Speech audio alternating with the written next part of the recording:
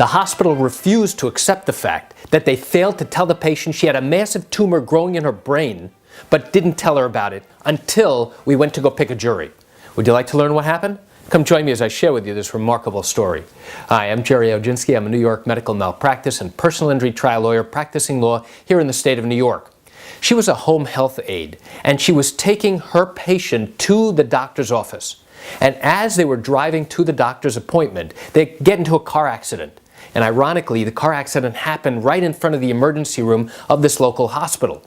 So now both she and her patient get taken into the emergency room of this local hospital, which literally was across the street. And now she gets a full workup. She gets x-rays, she gets a CAT scan because she had hit her head. And the radiologist, the doctor who's reading and interpreting the x-ray and the CAT scan, read this correctly. And the doctor recognizes that she's got some mass growing in her brain. The radiologist never picks up the phone to call the emergency room doctor, let him know that there's something significant on the CAT scan itself. So what happens? Instead, he dictates the report, but by the time the report gets to the emergency room doctor, it's the next day. The patient was released the same day that she was seen. So now here's the problem. Here's where they dropped the ball. Nobody bothered to tell this patient the fact that she has a tumor growing in her head.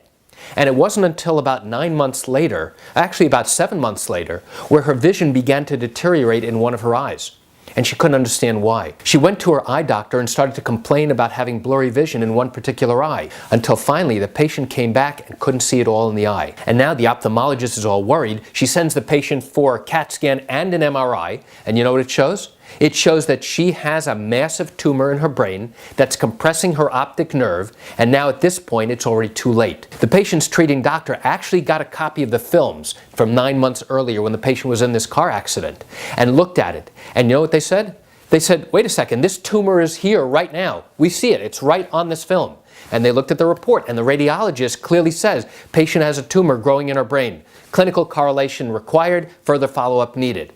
The problem was, nobody bothered to tell the patient, hey, you've got a tumor growing in your brain. You need to do something about it now before it gets bigger and bigger.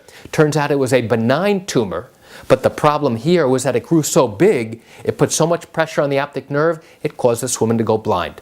What was fascinating was that the hospital failed to acknowledge the fact that they did something wrong, until the judge said, case is ready, go pick a jury. At that point, they turned around and decided to settle this case for $1 million. So why do I share this remarkable story with you? I share it with you just to give you an insight and an understanding to what goes on in a medical malpractice case like this one, involving blindness in one eye, because the hospital failed to tell the patient, failed to communicate what they clearly saw on the films. You know, I realize you're watching this video because you have questions or concerns about your own particular matter. Well, if your matter happened here in New York and you do have legal questions, what I encourage you to do is pick up the phone and call me. I can answer your legal questions. This is something I do every single day, and I'd love to talk to you. You can reach me at 516-487-8207 or by email at Gerry, Gerry, at oginski-law.com. That's it for today's quick video. I'm Gerry Oginski. Have a wonderful day.